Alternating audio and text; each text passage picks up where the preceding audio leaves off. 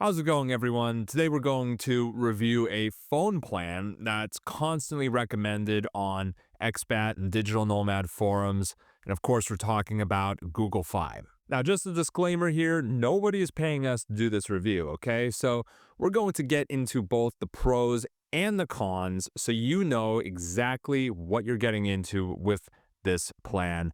Let's dive in.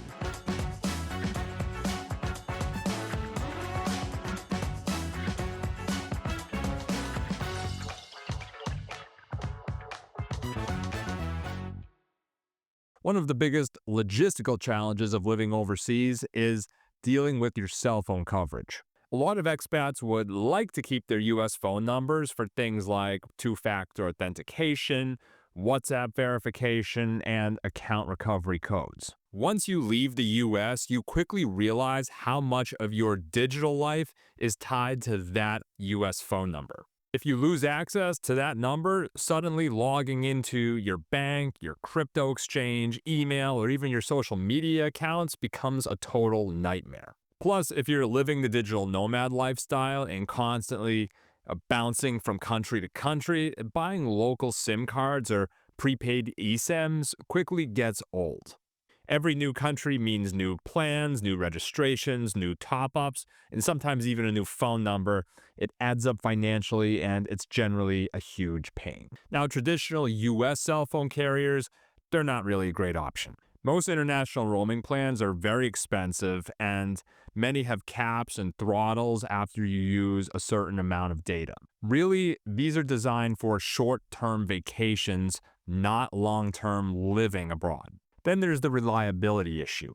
When you land in a new country, you need data available immediately, right? You need Google Maps, you need to get an Uber, you need to message people on WhatsApp. The last thing you want to do when you get off a 12-hour plane ride is rush to the SIM card kiosk. Believe me, I've been there. It's stressful, not the way to go. Now, all of these problems, Google Fi can address them pretty well. Unlike major carriers like AT&T, Verizon, or T-Mobile, who own and operate their own cellular networks, Google Fi Wireless operates as an MVNO, or Mobile Virtual Network Operator. Now, an MVNO doesn't own the physical cell towers. Instead, it partners with one or more established mobile network operators like Verizon or Vodafone or whoever, and leases their network capacity to provide a service. Instead of forcing you to manage separate plans in different countries, Google Fi operates as a global roaming first carrier. You keep your US phone number and your plan follows you to over 200 countries. No need to swap out SIM cards, no need to install a new eSIM, so really the big selling point here is convenience. It also means you can maintain a stable US phone number for things like banking and two-factor authentication. One caveat here, you're going to need an unlocked phone. This is non-negotiable. Google Fi is generally eSIM based, but you do have an option to order a physical SIM card. Now let's talk about the cost. To get international data, you're going to need to subscribe to the unlimited premium plan, which is Google Fi's highest tier offering. It costs $65 a month for one line or $110 a month for two lines. Now, unlimited premium includes 50 gigabytes of high-speed data in 200 destinations. It also includes unlimited texts and 20 cents a minute for calls. Now, one downside of Google Fi is that after you use up those 50 gigs, your speed gets throttled back big time to only 256 kilobytes per second. Now, that's enough to send text messages, but not much else. Definitely no streaming or anything like that.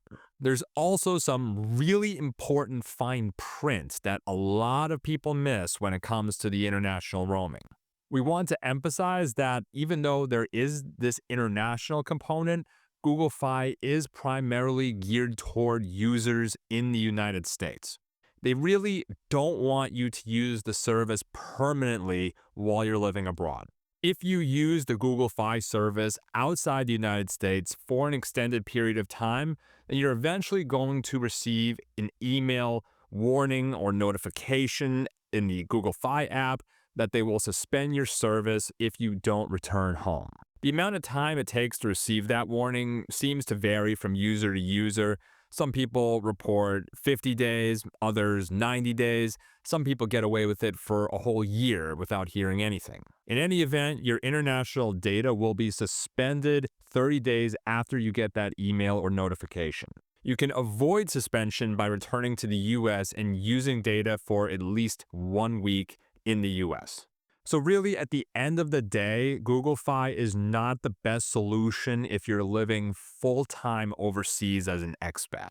It really works best for digital nomads and frequent travelers that also spend significant time in the US throughout the year. Full-time expats should really just consider getting a local phone plan. If you really still need that US number, Tello has become a popular option for two-factor authentication. It starts at just $5 a month to maintain a US phone number. If you found this video helpful, make sure to hit that like button and subscribe to the channel. We're always putting out new content designed to help you manage your life and finances while living overseas. And don't forget to subscribe to our weekly email newsletter, Americans Abroad, where you can keep up with all the latest doings in the expat world. Link is in the video description. Free to sign up. Thank you for watching, and we'll see you in the next video.